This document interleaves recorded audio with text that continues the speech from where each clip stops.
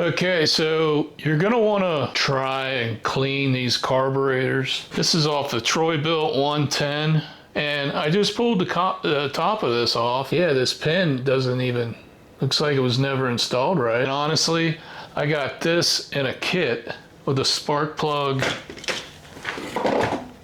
filter, fuel line, and a shutoff valve for 18 bucks. So, hey, let's get started.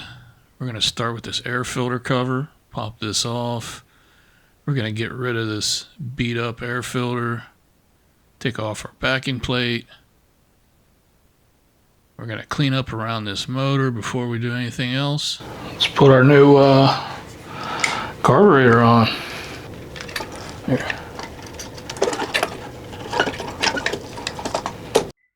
I put the fuel tank back on to measure how much room we have for our fuel filter, which is about 3 inches.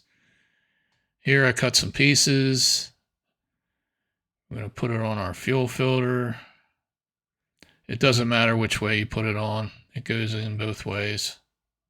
The other side on, and now some hose clamps. Get them situated, make sure they're on so we can get our fuel tank in. And then push that down into the mounts. And we'll tighten these clamps up. It's a little difficult. I thought the impact was going to work, but it ended up using just a screwdriver. Now we'll put our air filter backing plate back on. And then our air filter with the pre-filter around it to keep the dirt out.